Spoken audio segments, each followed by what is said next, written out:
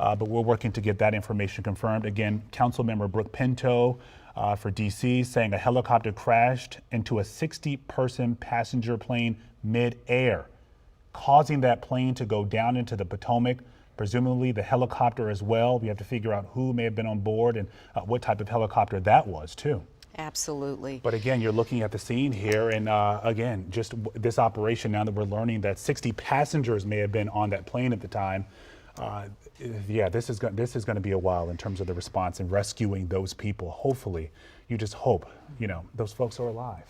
It is going to be a very long night for first responders across our area who have all converged over the Potomac River right now to do whatever they can to save and bring to safety, if they can, anyone who might have been on this aircraft that originated from Wichita, Kansas, coming in, and in some way, something happened where Brooke Pinto, DC council member, says that a helicopter crashed into this 60-person plane and it plunged into the Potomac River. The Potomac River, which, as we know, is vast and difficult on a day when you can see the light and see what is happening around you. But these first responders are having to carry out this life-saving task in the dark. Right. And you can see some of those boats in the water right now and trying to rescue those folks, identify the point where, you know, this plane went down, where those folks may be. Again, you have U.S. Park Police.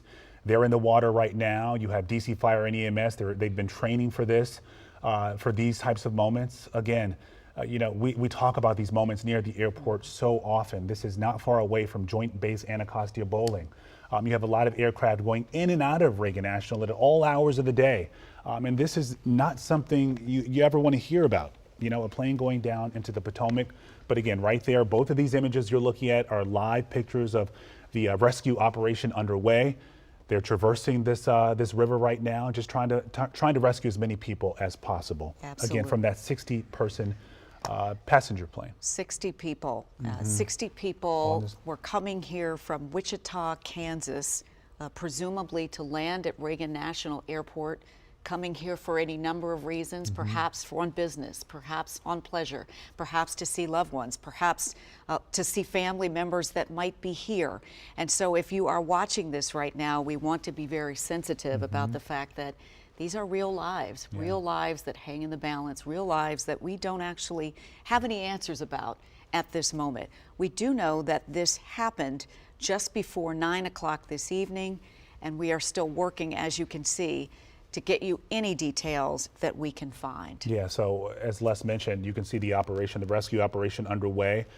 In terms of getting that confirmed information, that is coming in very slowly because obviously these rescue crews are also trying to get their hands on all of this and try and understand as much of what they're dealing with as possible. All we know, all that has been confirmed at this point is you have that that plane coming into DC from Wichita, Kansas with 60 people on board, not including the flight attendants and the crew, but 60 passengers on this small plane trying to land at Reagan National Airport when it collided with a helicopter at the time, mid-air, and that plane went down into the water. That is the only confirmed information we have at this point, aside from what you're looking at here, the rescue operation underway to try and get those folks out of the water. We are thinking about all of the people that are involved in this crash in some way and their families. We know that Senator Roger Marshall from Kansas again says that this plane originated in Wichita, and he is asking all of us to pray for every single passenger and their family members. It's not clear just yet how many crew were on this plane and how often this plane perhaps came into Washington and maybe went back and forth from Wichita to Kansas. We just don't know very much about the history of this small plane. What we do know is something very unfortunate happened on its way here, somehow crashing midair with a helicopter. And as you are watching and we are watching, there is an effort now to try and save as many lives as possible. It is 9:55, and this has been going on for almost an hour now. Just a feverish effort from all of our local authorities working diligently and speedily with really great haste to try to get to any survivors Time that is of could be essence. out there. Every second counts. Absolutely. Now, we want to show you some new video we are just getting in from EarthCam here. And I do want to warn you, that, yeah, you can see the moment of impact down there toward the bottom right-hand side of your screen. That's another plane taking off at the time. But when the camera zooms back out, you're going to see that explosion in just a moment. There it is, right there. So again, and you can see just how the plane went down, the helicopter went down. Again, we're hearing 60 people were on board this flight trying to land at Reagan National at the time. When it was with the helicopter, not too far away from Joint Base Anacostia Bowling and Reagan National Airport, the two collided midair. All right, let's go to our colleague, Matt Gregory, who is at Dangerfield right now over by the Boat Watch, which is kind of south of where this accident happened. Matt, what are you seeing? What are you hearing right now?